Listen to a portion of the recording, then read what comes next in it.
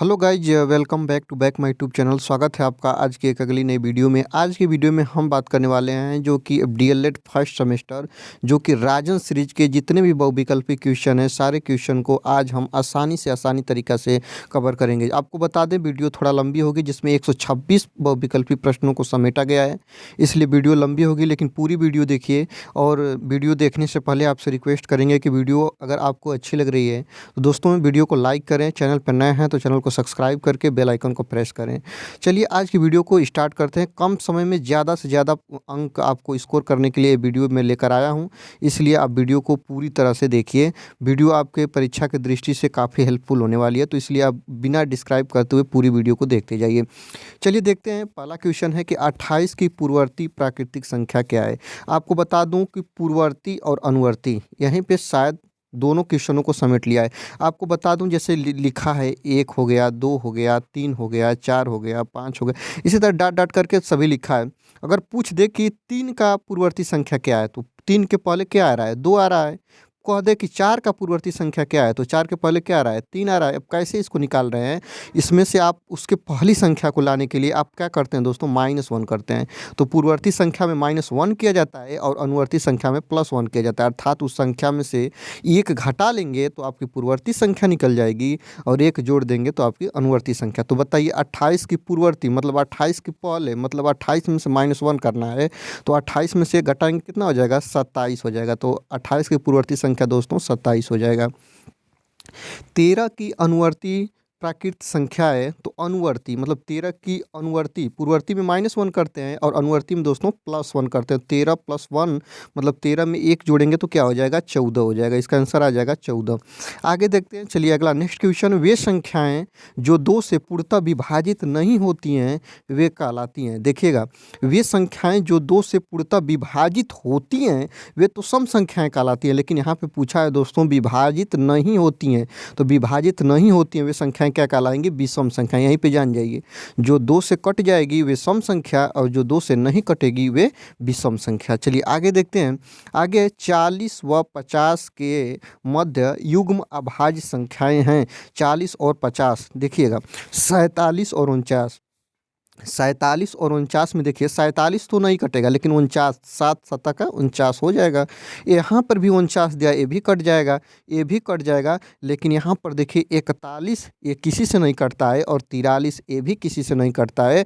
तो आपका जो करेक्ट आंसर हो जाएगा 2, 41 और 43, 40 और 50 के मध्य युग्म अभाज्य संख्याएं हैं। ये भी बात आप ध्यान देंगे।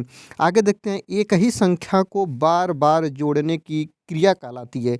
जैसे एक ही संख्या, जैसे 2 + 2 = 4, 4 + 2 = 6, 6 + 2 = 8। ऐसे ऐसे अगर जोड़ा जाए तो यह क्रिया क्या कहलाती है दोस्तों। अगर देख लीजिए, अगर 2 को आप 5 बार ऐसे ऐसे करके जोड़ दीजिए, 2 को 5 बार ऐसे ऐसे मैं लिख कर 2 को 5 बार जोड़ दिया तो उसका मान भी 10 ही आएगा, और 2 गुणे के 5 करेंगे तो इसका मान भी 10 आएगा। तो एक ही संख्या को बार बार जोड़ने की प्रक्रिया क्या कहलाती है दोस्तों, गुणा करना कहलाता है।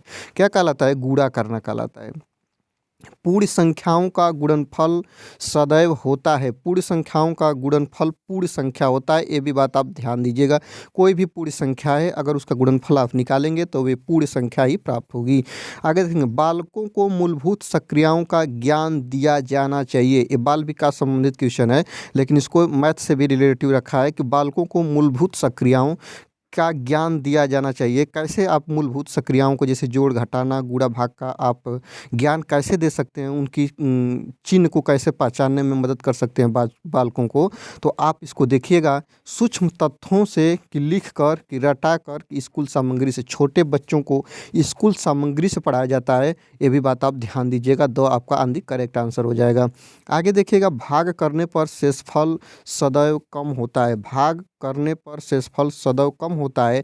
किससे कम होता है आपको मालूम होना चाहिए, भाजक से। जिससे भाग देते हैं ना यहाँ पे, इससे जो आपका शेषफल से आप देखिएगा जो ये चीज़ है, और यहाँ पे आपका जो शेषफल निकल कर आएगा जब इससे कम होगा तो किससे कम होगा, इससे। जब भाजक से कम हो जाएगा शेषफल तब आप भाग नहीं ले जाएंगे और आप यहाँ पे क्या लिख देंगे, शेषफल। तो किससे कम होगा दोस्तों, भाजक से कम होगा।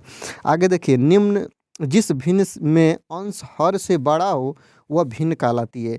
ध्यान दीजिए, जब कहीं भी भिन्न लिखा हो और ऊपर जो लिखा जाता है उसको अंश बोलते हैं और नीचे जो लिखा जाता है हर बोलते हैं। ध्यान दीजिए, कहा है कि जिस भिन्न में अंश हर से बड़ा हो, हर से मतलब हर हर जो वह छोटा हो और अंश जो वो बड़ा हो, तो जब अंश बड़ा हो हर छोटा हो तब वह आपकी भिन्न विषम भिन्न कहलाती है। और यही यही यही ध्यान दीजिएगा, अगर हर बड़ा हो और अंश छोटा हो तो वह भिन्न आपकी क्या कहलाती है, सम भिन्न कहलाती है। तो सम भिन्न और विषम भिन्न का परिभाषा भी कई बार पूछा है, इसलिए आप जानते रहिए कि सम भिन्न और विषम भिन्न क्या है। अगर हर बड़ा है अंश छोटा है तब तो सम भिन्न है, लेकिन अंश बड़ा है और हर छोटा है तो आपकी विषम भिन्न है। ध्यान दीजिएगा, आगे देखेंगे, जब दो भिन्न में एक का अंश दूसरी का हर हो तथा दूसरी का हर पहले भिन्न का अंश हो तो वे आपस में कहलाती हैं, क्या कहलाएंगी, व्युत्पन्न या व्युत्क्रम भिन्न या अपोजिट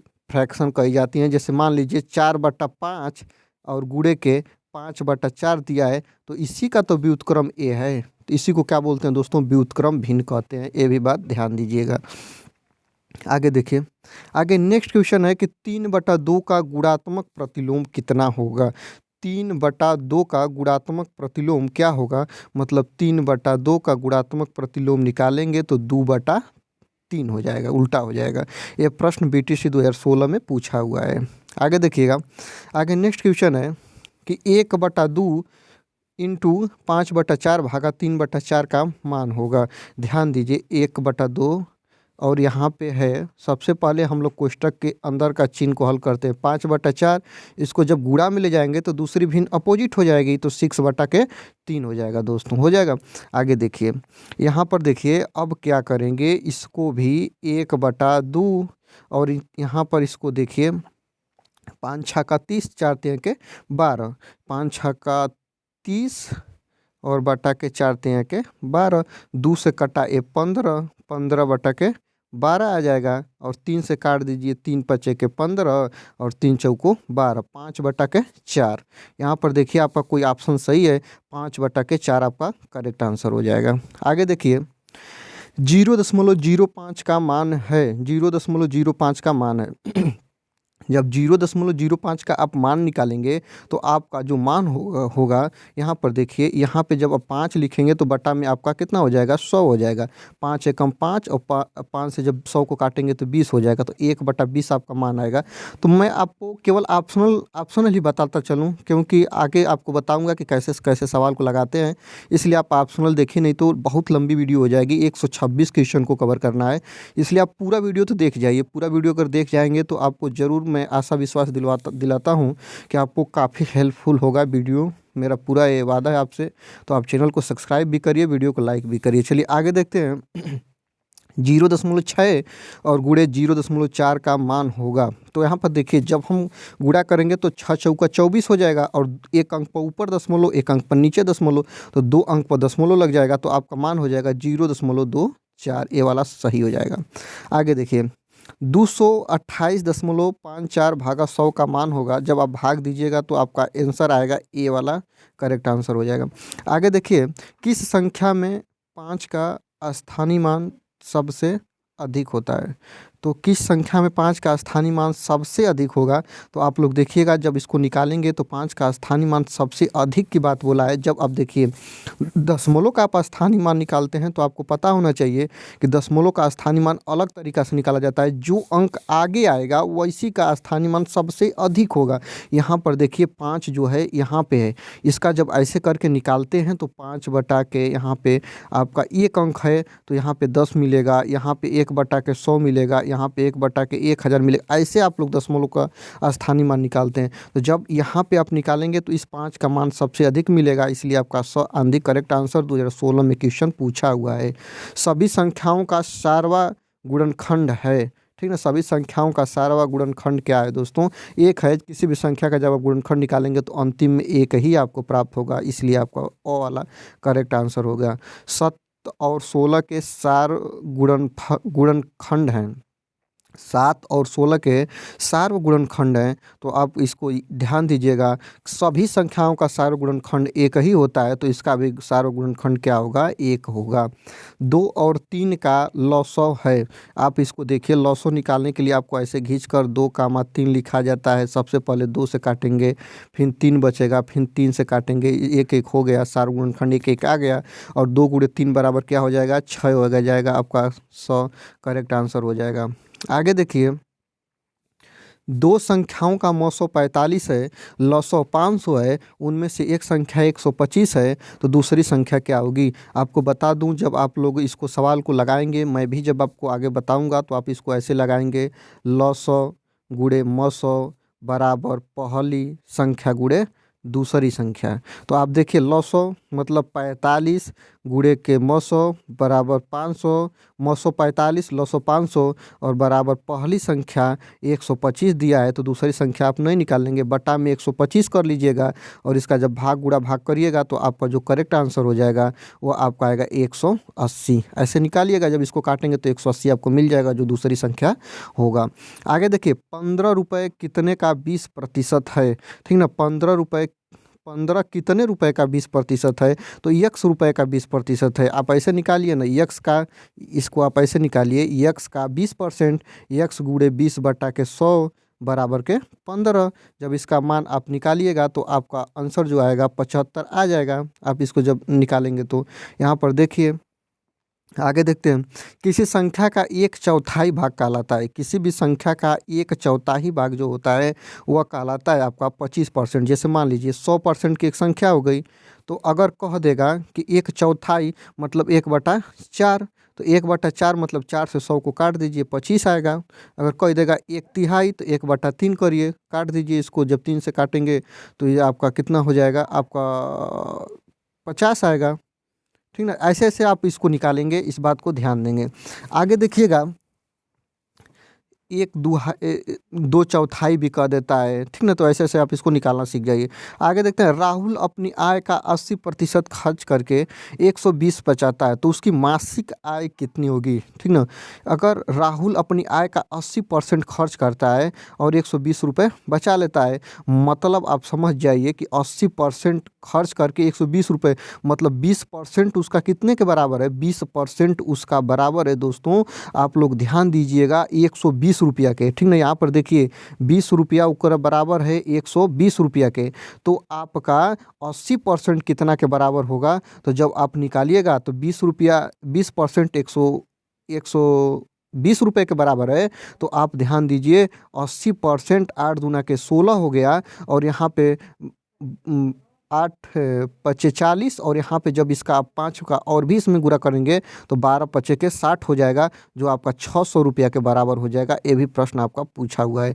आगे देखिए, 4 का 3% है, तो 4 का 3% जब आप निकालेंगे तो आपका हो जाएगा 75%। ठीक है, यहाँ पे देखिए, चित्रलेख तकनीकी का विकास किया था। चित्रलेख तकनीकी का विकास जो किया था ऑटो न्यूरैथ ने किया था। ऑटो न्यूरैथ ने किया था। निम्नलिखित में से चौड़ाई नहीं होती है, चौड़ाई किसमें नहीं होती है? तो आप लोग देखिएगा, रेखा चित्र में चौड़ाई नहीं होती है, ये भी बात ध्यान रखेंगे। आगे देखिए, पिक्टोग्राफ प्रदर्शित करता है। पिक्टोग्राफ किसको प्रदर्शित करता है? तो पिक्टोग्राफ रेखी आरेख को, कि स्तंभ आरेख को, कि वृत्ति आरेख को? तो पिक्टोग्राफ न रेखी आरेख को प्रदर्शित करता है, न वृत्ति को, न स्तंभ को। आगे देखिए, इनमें से कोई नहीं, आपका करेक्ट आंसर हो जाएगा। पाई चित्र में प्रदर्शित कुल आंकड़े आधारित होते हैं, कितने अंश पर आधारित होते हैं? तो आपको पता होना चाहिए, ये भी बात पहले भी मैं बता चुका हूँ कि पाई चित्र में प्रदर्शित कुल आंकड़े 360 अंश पर आधारित होते हैं, क्योंकि वे ऐसे पूरे एक गोले में होते हैं और एक सर्किल में 360 अंश का कोण बनता है। इसको आप ध्यान दीजिएगा। वह व्यंजक जिसमें केवल एक पद होता है वह कहलाता है, आप लोगों को पता है, एक पदी व्यंजक, दो व्यंजक होंगे तो द्विपद कहलाएगा, त्रिव्यंजक होंगे तो त्रिपद व्यंजक कहलाएगा। ठीक ना, और एक से अधिक होंगे तो बहुपद व्यंजक कहलाएगा। ये भी बात ध्यान रखिएगा। आगे देखेंगे, यहाँ पे अगला क्वेश्चन है दोस्तों कि y में 5 जोड़ने पर z प्राप्त होता है, वह व्यंजक है। ध्यान दीजिए, जेड प्राप्त होता है मतलब जेड बराबर होगा, जेड बराबर वाई में 5 जोड़ने का बात कहा गया है, ये गलत होगा। यहाँ पे गुणा करने का बात नहीं कहा गया है, ये भी गलत होगा। यहाँ पे वाई में 5 जोड़ने के लिए कहा है, न कि जेड में वाई जोड़ने के लिए कहा, ये भी गलत होगा। यहाँ पे देखिए जेड बराबर वाई प्लस 5 होगा वाई में 5 जोड़ने पर, ठीक ना, तो ये जेड का मान प्राप्त हो जाएगा, यही आपका करेक्ट आंसर होगा। आगे देखिए ए माइनस बी माइनस 2a को सरल करने पर प्राप्त होगा। बाबू आई वाला क्वेश्चन देखिए 31 कह रहा है कि ए माइनस कोष्टक में बी माइनस 2a को सरल करने पर प्राप्त होगा। अब देखिए ए हो गया बाबू, आगे कोष्टक के बाहर माइनस है तो सबका चिन्ह बदल जाएगा अंदर का, तो यहाँ पे जब इसको तोड़िएगा तो यहाँ पे बी प्लस है तो बी के आगे क्या हो जाएगा, माइनस हो जाएगा, ए माइनस बी और प्लस 2a हो जाएगा। बाबू 2a हाई और ए हाई, तो यहाँ पर जब जोड़िएगा तो 3a माइनस बी हो जाएगा, जो ऑप्शन नंबर ए आपका करेक्ट आंसर हो जाएगा। आगे देखिए अगला मान है 8a माइनस 3b और प्लस 3a माइनस 3b का मान होगा। आप जब इसको लगाएंगे तो ध्यान दीजिए 8a हो गया और 3a हो गया, 11a हो जाएगा, और यहाँ पे 3b और यहाँ पे 3b आपस में कट जाएंगे, तो ऑप्शन आपका जो करेक्ट आंसर हो जाएगा 11a हो जाएगा, क्योंकि इसके आगे माइनस है इसके आगे प्लस है, तो प्लस माइनस आपस में ख़त्म हो जाएगा। घटा भी दीजिएगा तो 5 में से 5 घटाइएगा 0 हो जाएगा, उसी तरह माइनस 3b में से प्लस 3b घटाइएगा, ख़त्म हो जाएगा अपने से अपने कैंसिल, तो मान इसका आएगा दोस्तों 11a। ठीक है, आगे देखते हैं। अगला क्वेश्चन है आपके सामने दोस्तों कि X square minus Y square बटा के एक्स माइनस वाई का सरलतम रूप है। तो जब आप इसको निकालेंगे तो आपको मालूम चलेगा, यही चीज़ मिलेगा कि X square minus Y square बटा के एक्स माइनस वाई का सरलतम रूप है। A square minus B square पर इसको तोड़िए, तो जब इसको तोड़ेंगे आप तो एक्स प्लस के वाई दोस्तों एक कोष्टक में, दूसरे कोष्टक में एक्स माइनस के वाई दूसरे कोष्टक में, और बटा के दोस्तों हो जाएगा एक्स माइनस वाई। तो एक्स माइनस वाई और एक्स माइनस वाई आपस में कैंसिल होंगे, और जो आपका करेक्ट आंसर होगा दोस्तों एक्स प्लस के वाई हो जाएगा। आगे देखेंगे दोस्तों 3x माइनस 2y में क्या जोड़ें कि योगफल शून्य हो जाए। इस क्वेश्चन को देखिए 3x माइनस 2y में क्या जोड़ें कि योगफल शून्य हो जाए, मतलब 5 में क्या जोड़ें कि योगफल शून्य हो जाए। तो 5 में आप क्या जोड़ेंगे, -5 जोड़िएगा, -5 जोड़िएगा, -5 जोड़िएगा तो आपका योगफल क्या हो जाएगा, शून्य हो जाएगा। तो 3x माइनस 2y में क्या जोड़ें कि योगफल शून्य हो जाए, तो आप देखिएगा -3x प्लस 2y जोड़ेंगे कि योगफल शून्य हो जाएगा, और ये वाला आंसर आपका करेक्ट होगा, क्योंकि -3x से 3x कैंसिल होगा, प्लस 2y से -2y कैंसिल होगा, और आपका आंसर मिलेगा दोस्तों 0। ठीक ना, इस तरह आप क्वेश्चन को लगाएंगे। देखिए क्वेश्चन थोड़ा हार्ड नहीं है, लेकिन आपको इसको ध्यान से बस देखेंगे, आपका क्वेश्चन सारे क्वेश्चन ऑटोमेटिक सॉल्व होते चले जाएंगे। 0 अंश से अधिक व 90 अंश से कम माप के कोण को क्या बोलते हैं। ये आपके रेखा गणित में क्वेश्चन गया कि 0 अंश से अधिक व 90 अंश से कम माप के कोण को क्या बोला जाता है। आपको पता होना चाहिए कि 0 अंश से अधिक और 90 अंश से कम कोण को न्यून कोण बोलते हैं, या इसको ऐसे भी बोलते हैं 90 अंश से कम के कोण को क्या बोलते हैं दोस्तों, न्यून कोण अर्थात छोटा कोण। आगे देखिएगा 90 अंश के कोण को क्या बोलते हैं, समकोण। इसको क्या बोला जाता है दोस्तों, समकोण। 90 अंश से के कोण को समकोण, जो ऐसे बनता है और यहाँ पे ऐसे बनता है, इसको समकोण बोलते हैं। जब दो कोणों का योग 90 अंश होता हो तो उसको क्या बोलते हैं दोस्तों, उसको बोलते हैं कोटिपूरक कोण। ये भी प्रश्न कई बार पूछा है, ध्यान दीजिएगा। वे कोण जिनमें शीर्ष तथा एक भुजा उभयनिष्ठ हो वह कहलाती है आसन्न कोण। क्या कहलाती है दोस्तों, आसन्न कोण। 180 अंश के कोण को क्या बोला जाता है दोस्तों, ऋजु कोण बोला जाता है। क्या बोला जाता है, ऋजु कोण। इसको याद करना होगा। किसी प्रारंभिक तथा अंतिम बिंदु नहीं होता है। किसका प्रारंभिक व अंतिम बिंदु नहीं होता है, रेखा का नहीं होता है। क्यों नहीं होता है दोस्तों, देखिए एक मैंने रेखा खींचा, आपका मन किया और बढ़ा दिया, आपका और मन किया और बढ़ा दिया, इधर भी बढ़ा दिया, तो इसका प्रारंभिक अंतिम बिंदु होगा, नहीं होगा। तब तक नहीं होगा कि जहाँ इसको ऐसे कट पॉइंट करके ए और इसको कट पॉइंट करके बी न लिख दिया जाए। आगे चलिए देखते हैं। देखिए अभी 41 क्वेश्चन ही हुए हैं, काफ़ी लंबी वीडियो हो गई है, इसलिए वीडियो को आप पूरा देखिए, वीडियो आपके लिए काफ़ी हेल्पफुल होने वाली है। चलिए आगे देखते हैं। 3 समान संख्याओं वाले त्रिभुज को कहते हैं, आपको पता होना चाहिए कि इसको समबाहु त्रिभुज कहते हैं। भुजाओं के आधार पर त्रिभुज 3 प्रकार के होते हैं, समबाहु, विषमबाहु और समद्विबाहु। विषमबाहु मतलब जिसकी तीनों भुजाएं अलग अलग हो उसको विषमबाहु बोलेंगे, और जिसमें 2 भुजाएं बराबर हो उसको समद्विबाहु। द्वि मतलब दो उसकी समान बाहें हैं, और समबाहु मतलब कि सम मतलब समान, अब बाहु मतलब भुजाएं, जिसकी सभी तीनों भुजाएं समान हो उसको समबाहु त्रिभुज बोलते हैं। और समान भुजाओं वाले त्रिभुज को अभी बताया हूँ, और समान जिसका भुजा होगा उसको आप लोग बोलिएगा दोस्तों विषम बाहु, जिसके तीनों बाहें क्या है, विषम है। त्रिभुज मतलब तीन रेखा से घिरा होगा, तीन आकृतियों तीन भुजाओं से घिरा होगा। समद्विबाहु समकोण त्रिभुज में कितने कोण होते हैं? तो समद्विबाहु समकोण त्रिभुज में आपको पता होना चाहिए दोस्तों कि जो कोण होते हैं वो 90 अंश से कम होते हैं, क्योंकि उसकी दो भुजाएं समान होती हैं। जैसे कि आप लोग देखिएगा तो उसकी दो भुजाएं क्या होगी दोस्तों, समान होगी। तो जब समान होगी तो इस मान लीजिए ए भुजा और ए भुजा समान है और ये विपरीत है, तो जब ये दोनों भुजाएं समान होंगी तो ये आपका कोण जो होगा वो 90 अंश से कम ही होगा, ये ध्यान रखिएगा। आगे देखते हैं। आयत का प्रत्येक कोण होता है दोस्तों, आपको पता होना चाहिए कि आयत चार भुजाएं होती हैं और चारों भुजाएं में दो जो आमने सामने की भुजा होती है वो सम्मुख भुजाएं बराबर होती हैं। इसके बराबर ए होती है और इसके बराबर ए होती है, ये भी बात ध्यान रखिएगा। तो आयत का प्रत्येक कोण जो होता है दोस्तों वो 90 अंश का होता है। कितने अंश का होता है? 90 अंश का होता है, ये बात ध्यान रखिएगा। वर्ग की प्रत्येक भुजा होती है, प्रत्येक भुजा वर्ग की बराबर होती है, ये बात आप शुरू से ही पढ़ते आए हैं, बराबर होती है। वर्ग चार भुजाओं से मिलकर बनता है और जिसकी चारों भुजाएं इसके बराबर है इसके बराबर है, मतलब चारों भुजाएं बराबर होती हैं। अर्धवृत्त में बना कोण जो होता है दोस्तों वो समकोण होता है। अर्धवृत्त मतलब वृत्त एक बड़ा हो गया और पूरे वृत्त में 360 अंश का कोण बनता है। तो अगर इसको जोड़िएगा तो 180 इधर हो जाएगा और 180 इधर हो जाएगा, पूरे का मान हो जाएगा बाबू 360। आगे देखते हैं। आयत का परिमाप होता है, आयत का परिमाप का सूत्र होता है दो कोष्ठक में लंबाई धन के चौड़ाई, ठीक ना, दो कूड़े लंबाई धन के चौड़ाई, यही होता है ऑप्शन नंबर 1 करेक्ट आंसर हो जाएगा। वर्ग की भुजा होती है, तो वर्ग की एक भुजा निकालने के लिए आपको पता है कि पूरे परिमिति का बट्टा में 4 करिएगा तो एक भुजा निकल जाएगी, ठीक ना, ये भी बात ध्यान रखिएगा। आगे देखिएगा, दिया है कि 1275 भागा 25 का मान होगा। तो जब 1275 में आप 25 से भाग दीजिएगा तो देखिएगा आपको प्राप्त होगा 251, आपका करेक्ट प्राप्त हो जाएगा।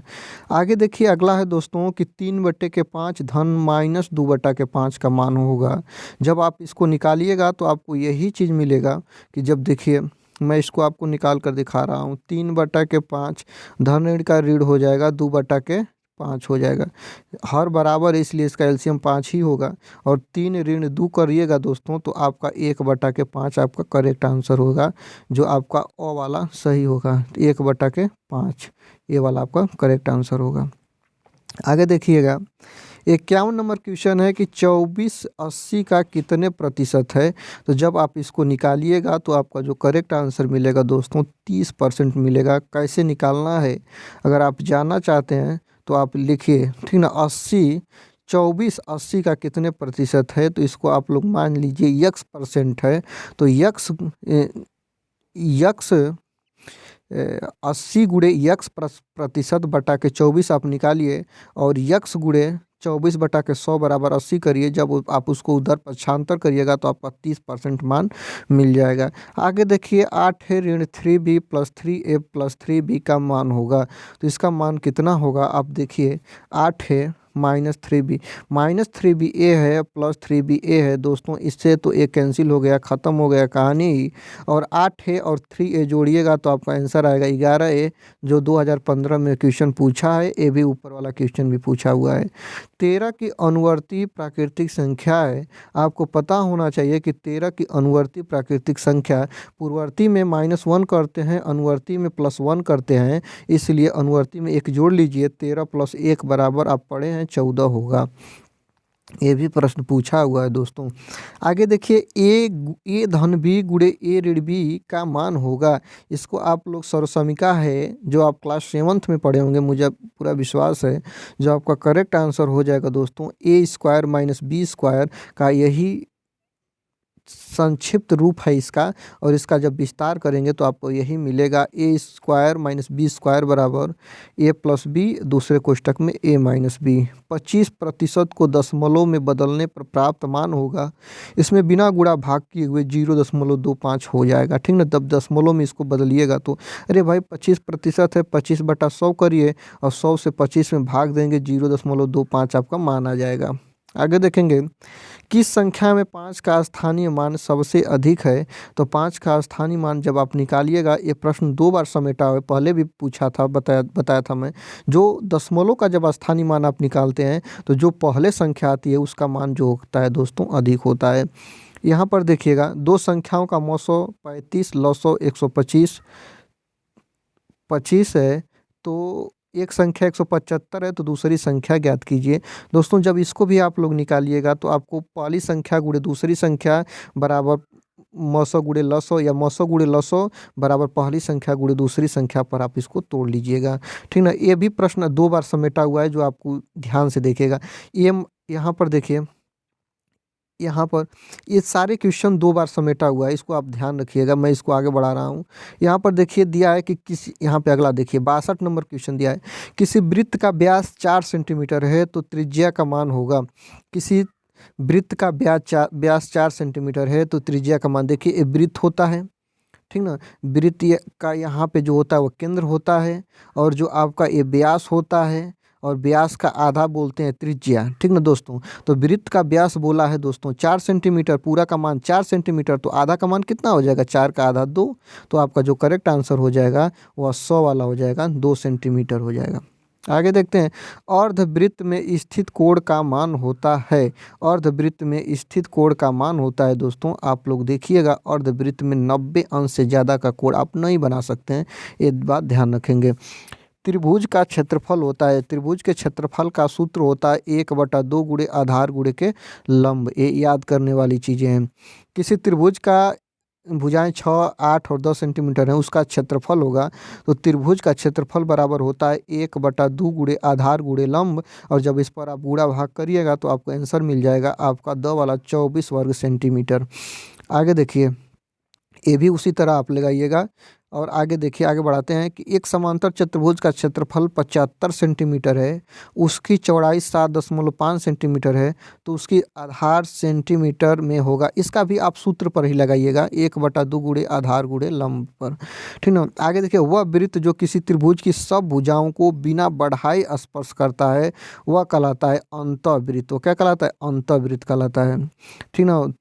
जो सबकी भुजाओं को, वह वृत्त जो किसी त्रिभुज की सभी भुजाओं को बिना बढ़ाए स्पर्श करता है। जैसे मान लीजिए यहाँ पे एक त्रिभुज बन गया और अंदर आपका एक ऐसे वृत्त बनाया जा रहा है जो सभी भुजाओं को छू रहा है, तो इसको क्या बोलेंगे दोस्तों, अंतःवृत्त, ठीक ना। आगे देखिए, किसी संख्या में 6 का स्थानीय मान सबसे अधिक होगा, मतलब 6 सबसे पहले जो आएगा उसी का मान अधिक होगा। इसको बिना लगाए, बिना झाम झमचट के 100 वाला करेक्ट आंसर हो जाएगा। यहाँ पर देखिएगा 8365 में 3 का स्थानीय मान कितना होगा, तो आपको पता होना चाहिए 5 गुणे 1 बराबर 5, 6 गुणे 10 बराबर 60 और 3 गुणे 100 बराबर 300। आपका ये वाला करेक्ट आंसर हो जाएगा, 300 हो जाएगा। यही पूछ देगा कि इतना में 3 का जाति मान कितना होगा, तो 3 ही होगा। जाति मान निकालने के लिए वही संख्या मिलती है, लेकिन स्थानीय मान निकालने के लिए इकाई दहाई सैकड़ा का स्थान देखते हैं, ठीक ना। ये बात ध्यान रखिएगा। 90 अंश के कोण को कहते हैं, 90 अंश के कोण को क्या बोलते हैं दोस्तों, समकोण बोलते हैं। ये डीएलएड 2018 में प्रश्न पूछा हुआ है, ठीक ना। तो आप ऐसा मत समझिए कि आपके साल भी ये प्रश्न नहीं पूछ सकता है, पूछ सकता है, इसलिए आप इसको ध्यानपूर्वक देखिए। आगे देखते हैं, वृत्त के किन्हीं दो बिंदुओं को मिलाने वाले रेखाखंड को कहते हैं। तो वृत्त के किन्हीं दो बिंदुओं को मिलाने वाले रेखाखंड को बोलते हैं, क्या बोलते हैं दोस्तों, जीवा बोलते हैं। क्या बोलते हैं, जीवा। अगर इसमें आपका व्यास होता तो वो भी प्रश्न सही हो सकता है, क्योंकि ये आपका वृत्त हो गया और दो बिंदु, ई वाला बिंदु, ई वाला बिंदु, ई वाला बिंदु, ई वाला बिंदु, अगर इसको मिलाने वाला रेखा बोलिएगा तो आपका क्या हो जाएगा, जीवा। ये जीवा, अनेक जीवाएं खींची जाती हैं, तो दो बिंदुओं को जीवा ही मिलाती है। आगे देखिएगा, 15% का भिन्न रूप होगा, तो 15/100, और 15/100 का आप सरलतम रूप कर लीजिए, और सरलतम रूप 5 से काट दीजिए, पाते हैं कि 15, 5 से काटिए 20, 3/20 आपका करेक्ट आंसर हो जाएगा। आगे देखिए, 3/2 का गुणात्मक प्रतिलोम होगा, तो 3/2 का गुणात्मक प्रतिलोम होगा 2/3, गुणात्मक प्रतिलोम में उल्टा हो जाता है। आगे देखिए, निम्नलिखित में बृहत कोण कौन सा है? तो बृहत कोण जो होता है वह 305 अंश जो है इसमें वह बृहत कोण है। 180 अंश के कोण को ऋजु कोण कहते हैं, ठीक ना, ये बात ध्यान रखिएगा। 90 अंश के कोण को सम कोण कहते हैं, 90 अंश से कम के कोण को न्यून कोण कहते हैं, न्यून कोण कहते हैं। और यहाँ पे बृहत कोण मतलब 180 अंश से बड़े के कोण को क्या बोलते हैं? आप लोग बोलते हैं ऋजु। 180 अंश के कोण को ऋजु कोण और 180 अंश से बड़े के कोण को बृहत कोण को बोलते हैं। आपका करेक्ट आंसर हो जाएगा। आगे देखिएगा, 5x प्लस 7x माइनस 3 का मान होगा। आप जब इसको निकालिएगा तो आपको यही चीज़ मिलेगा, 5x और प्लस 7x, 5 और 7 जोड़िएगा, सजाती सजाती में और विजाती विजाती में जोड़ते हैं। 7 प्लस 5 बराबर 12 यक्स और माइनस 3 आपका स वाला करेक्ट आंसर हो जाएगा। आगे देखिए, 2.4 गुणे 0.5 का मान होगा। जब आप इसको निकालिएगा तो आपको गुणा करिएगा, समान तौर पर गुणा कर लेंगे, ऊपर एक अंक पर नीचे एक अंक पर 2 अंक पर दशमलव लगा लेंगे। तो 2 अंक पर दशमलव लगाएंगे तो आपका ए वाला करेक्ट आंसर हो जाएगा। कौन सा जोड़ा एक दूसरे का व्युत्क्रम है? जब आप जोड़ा को निकालेंगे तो कौन सा जोड़ा एक दूसरे का व्युत्क्रम है? बीटीसी 2017 में एक प्रश्न पूछा हुआ है। तो जब आप इसको निकालिएगा, एक जोड़े का व्युत्क्रम 1/3 का 3/9, ये तो होगा नहीं, ठीक ना, ये तो होगा नहीं। अगर आप इसको करेंगे तो वैसे तो इसका अगर आप काटेंगे तो यहाँ पे 1 यहाँ पे 3 हो सकता है, लेकिन 1/3 ही तो होगा इसका, तो ये आपका अनकरेक्ट हो जाएगा, करेक्ट नहीं होगा। 1/5, 5, 5 एकम 5, 5 दूना के 10, 1/2 ये भी नहीं होगा। 4 दूना के 8, 1 उल्टा होगा नहीं। यहाँ पे 4 एकम 4, 4 दूना के 8 हो जाएगा, नहीं होगा। यहाँ पर देखिए 5/6 और 6/5 एक करेक्ट आंसर हो जाएगा। आगे देखेंगे, आगे आप लोग देखिएगा कि 80 और 90 के बीच अभाज्य संख्याएं हैं। 80 और 90 के बीच, 80 और 90 के बीच अभाज्य संख्या मतलब वे संख्याएं जो एक दूसरे से न कटें। तो अभाज्य संख्या की बात बोला जाए कि 80 और 90 के बीच वे संख्याएं जो 2 से न कटें उसे अभाज्य संख्या कहते हैं। जैसे 83 और 89। 83 और 89 में आप लोग ध्यान से देखिए, जो 83 है, अभाज्य संख्या वे संख्याएं होती हैं जो स्वयं से कटती हैं। सम संख्या का मतलब नहीं दिया है, सॉरी, मैंने सम संख्या पूछा लेकिन यहाँ पे सम संख्या नहीं दिया है, अभाज्य संख्या दिया है। अभाज्य संख्याएं वे संख्याएं होती हैं जो स्वयं से कटती हैं, ये किसी से कटेंगे नहीं, तो इसलिए आपका द करेक्ट आंसर हो जाएगा। निम्नलिखित में से 5 का विभाज्य संख्या है, आप सभी को काटिएगा, देखिएगा 5 किससे कटता है, वही विभाज्य संख्या होगा, तो आपका द करेक्ट आंसर हो जाएगा। आगे देखिएगा, आगे देखते हैं कि 8/9 धन माइनस 4/9 का मान होगा। तो जब इसका आप मान निकालिएगा दोस्तों, तो आपको इसका औसत 9 ही मिलेगा और यहाँ पे 8 - 4 होगा, 2/9 आपका करेक्ट आंसर हो जाएगा। लेकिन यहाँ पे कुछ दिक्कत आ रहा है दोस्तों, धन का ऋण हो जाएगा, यहाँ पे 9 ऑप्शन आपका सही नहीं। रुकिए एक बार और लगाते हैं, यहाँ पे देखिए 8/9 और -4/9 और 8 में से 4 घटेगा, यहाँ पे 9 होगा। 8 - 4 बराबर 4/9, आपका करेक्ट आंसर ओ वाला हो जाएगा। ठीक है, निम्नलिखित में से 9 का अपवर्त है। तो 9 का अपवर्त अगर आप देखेंगे तो 9 का अपवर्त में क्या करते हैं, अपवर्त में गुणा किया जाता है 9 का। 9 एकम 9, 9 दूना 18, 9 त्रिक 27, ये वो वाला करेक्ट आंसर हो जाएगा। लेकिन अपवर्तक पूछ देगा तो अपवर्तक ऐसे पूछता है कि जैसे 60 का अपवर्तक है तो मतलब 60 तक गुणा करेंगे, ठीक ना, ये बात याद रखिएगा। 12 का अपवर्तक है तो 3, 4 ऐसे ऐसे करते हैं। अपवर्त में गुणा किया जाता है किसी भी संख्या का, जैसे 6 का अपवर्त पूछ दे, 6 कम 6, 6 दूना 12, 6 त्रिक 18, ऐसे किया जाता है। 30 और 40 के बीच अभाज्य संख्याएं, 30 और 40 के बीच, तो 30 और 40 के बीच आप देखिए 31 और 33 तो हो नहीं सकती क्योंकि 33 कट सकता है। 33 और 37, 33 11 से कटता है, ये भी नहीं होगी। यहाँ पे 31 और 39, 39 भी 13 से कटता है, ये भी नहीं होगी। यहाँ पे 31 और 37 करेक्ट होगा क्योंकि 37 भी किसी से नहीं कटता है और 31 भी किसी से नहीं, स्वयं से कटेगा। आगे देखिए, 3 संख्याएं 1 संबंधित 2 संबंधित 3 के अनुपात में हैं। यदि उनका महत्तम समापवर्तक 12 है तो ये संख्याएं हैं। आप इसको जब लगाइएगा तो आपका आंसर करेक्ट आएगा, 12, 24 और 36। जब मैं इसको आपको आगे भी बताऊंगा, निकाल कर सिखाऊंगा कि कैसे निकालते हैं, ये बात ध्यान रखिएगा। आगे देखते हैं, किसी कक्षा में 30 बच्चे में से 80% बच्चे उत्तीर्ण हुए तो कक्षा में कितने बच्चे उत्तीर्ण हुए, ठीक ना। 30 बच्चों में 80%, 30 का 80 तो 1 का कितना होगा, ऐसे करके जब आप निकालिएगा तो आपका करेक्ट आंसर 24 बच्चे आ जाएगा। 18% का भिन्न रूप होगा 18/100, और जब 18/100 आप करिएगा तो आपका करेक्ट आंसर 18 में 2 से जब ऊपर नीचे 18/100 को ऐसे काटेंगे, 2 से सरलतम रूप 2 9 18, 2 से 50, 2/50 आपका करेक्ट हो जाएगा, 9/50 आपका करेक्ट आंसर हो जाएगा।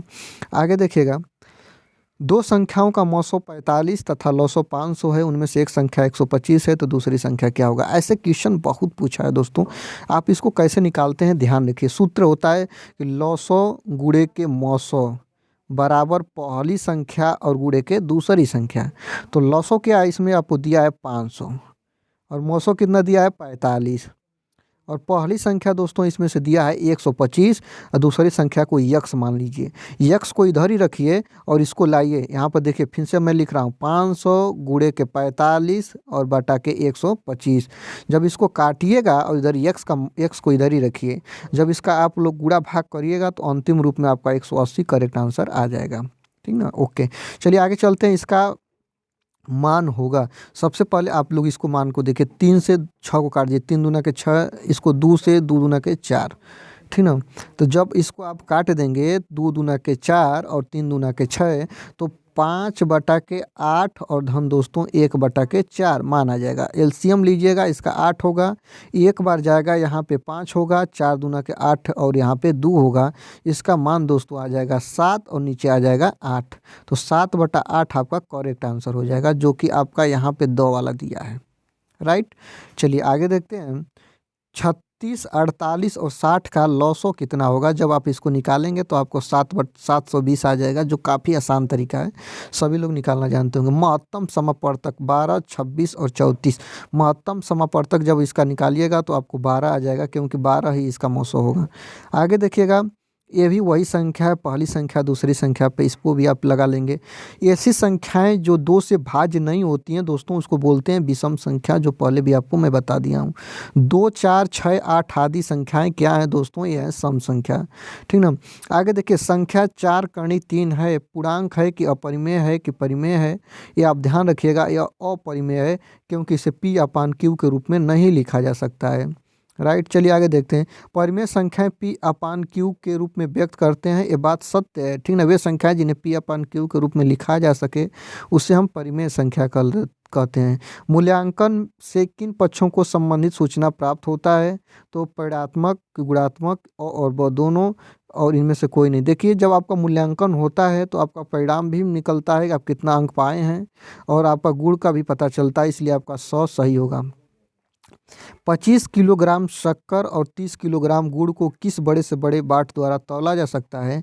तो जब इसको आपको निकालना होगा तो 25 किलोग्राम और शक्कर और 30 किलोग्राम गुड़ को किस बड़े से बड़े बाट द्वारा नापा जा सकता है। तो आप ध्यान दीजिएगा, यहाँ पर दिया है 2.5 किग्रा के द्वारा, कि 10 किग्रा के द्वारा, कि 5 किग्रा के द्वारा, कि 1 किग्रा के द्वारा। बड़ी से बड़े बाट का बात बोला है, आप 10 किग्रा के द्वारा आप नहीं नाप सकते हैं दोस्तों, बड़े के बड़े का बात बोला है। यहाँ पे 2.5 किग्रा है, इसके द्वारा नाप सकते हैं, लेकिन ये छोटा न किग्रा है। 1 किग्रा इसके द्वारा भी नाप सकते हैं, लेकिन ये छोटा माप है। 10 किग्रा के द्वारा आप माप सकते हैं, 30 किलो को तो माप लेंगे, 25 किलो को माप पाएंगे, नहीं माप पाएंगे, ठीक ना। लेकिन ये 5 किग्रा वाला जो आपका तौल वाला बाट होगा, इसके द्वारा आप नाप सकते हैं, तो आपका करेक्ट हो जाएगा। अभाज्य संख्या है, 8 है कि 6 है कि 2 है कि 9 है। वे संख्याएं जो आप लोग अभाज्य का बात बोले हैं, तो अभाज्य संख्या 8 जो होता है वो 4 से कट जाएगा, 2 से कट जाएगा, 6 भी कट जाएगा, यहाँ पर आपका 9 भी कट जाएगा, लेकिन 2 खुद ही सबसे छोटी अभाज्य संख्या है। पहली छोटी अभाज्य संख्या 2, क्योंकि 2 सबको काटती है लेकिन खुद नहीं कटती है। आगे देखिए, 40 अंश का कोटिपूरक होगा। 40 अंश का कोटिपूरक जब आप लोग दोस्तों निकालिएगा तो 40 अंश का कोटिपूरक आपका 50 अंश होगा। कितना होगा? 50 अंश होगा। आगे देखिए, 60 अंश का संपूरक होगा। 60 अंश का जब आप संपूरक निकालेंगे दोस्तों तो आपका 120 अंश होगा। आगे देखिए, समुच्चय दिया है, सेट दिया है, समुच्चय A = 4, 5, 6, समुच्चय B = 2, 3, तो होगा, ठीक ना। आप यहाँ पर देखिएगा, जब इसका आपको सिंबल लिखा हुआ मिल जाए, इसका भी सिंबल मिलता है और इसका, यही दो सिंबल समुच्चय में पूछा जाता है। तो इसका जो करेक्ट आंसर होगा, जो आप लोग देखिएगा दोनों सेट में मिलाकर बोला जाता है, तो 2 3 4 5 6, 2 3 4 5 6। लेकिन यही आपका ऐसे दे दे तो ऐसे इनमें और इनमें जो आपका समान मिलेगा उसी को रखेंगे, ठीक ना। इसमें ऐसा नहीं होगा, ठीक ना। आगे देखिएगा, यदि किसी त्रिभुज के तीनों कोण क्रमशः 65 45 70 हैं तो त्रिभुज होगा। कौन सा त्रिभुज होगा? न्यून कोणीय त्रिभुज होगा, क्योंकि सबका मान 90 अंश से कम है। आगे देखिए, संख्या 1/1.2 इतना इतना इतना का लघुत्तम समापवर्तक होगा। तो इसका जब आप लघुत्तम समापवर्तक निकालिएगा तो 40/3 आपका करेक्ट आंसर आएगा। संख्या 26 52 78 और 117 किसका गुणज है? गुणज मतलब किसको गुणा करने पर ये प्राप्त हुआ है? 13 को। 13 दूना 26 हो जाएगा, ऐसे आप लोग देखिएगा। चलिए आगे देखते हैं, संख्या 68 102 51 153 किसका गुणज है? तो ये 17 का। जब 17 का आप गुणज करेंगे, 17 का पहाड़ा टेबल पढ़ेंगे तो इसमें अभी संख्याएं मिल जाएगी। आगे देखते हैं, संख्याएं 0 1 3 4 कहलाती हैं, क्या कहलाती हैं? ये पूर्ण संख्याएं कहलाती हैं। वे संख्याएं, परिमेय संख्या में जब 0 को जोड़ लिया जाता है तो वे पूर्ण संख्याएं कहलाती है। प्राकृतिक संख्याएं में 0 को जोड़ लिया जाता है तो वे पूर्ण संख्याएं कहलाती है। निम्न में भाज्य संख्या है, निम्न में भाज्य संख्या कौन है? आप यहाँ पे देखिए दोस्तों, निम्न में भाज्य संख्या, भाज्य का मतलब ये हुआ कि वे कटें, ठीक ना। तो आप देखिएगा 13 नहीं कटती है, 7 भी नहीं कटती है, 5 भी नहीं कटता है। जो 6 है दोस्तों, ये भाज्य संख्या है। 5 अंश का मान होता है दोस्तों, कितना होता है? 1 होता है। 5 अंश का कितना मान होता है? 1 होता है। तो दोस्तों आज की वीडियो में बस इतना ही, लंबी वीडियो हो गई, इसलिए आपसे कहेंगे पूरे वीडियो को आप देखिए, पूरे प्रश्न को आप कई कई बार रिपीट करिए और इसको आप देखने का प्रयास करिए। तब तक के लिए धन्यवाद। मैं हूं अभिषेक और आप देख रहे हैं क्लास सॉल्यूशन का यह ऑनलाइन पोर्टल यूट्यूब चैनल। तो तब तक के लिए धन्यवाद। रिक्वेस्ट आपसे करेंगे कि चैनल पर नए हैं तो सब्सक्राइब करिए, वीडियो अच्छी लगी है तो लाइक करिए, दोस्तों के साथ शेयर करिए और भी वीडियो के लिए आप हमारे साथ बने रहिए। धन्यवाद।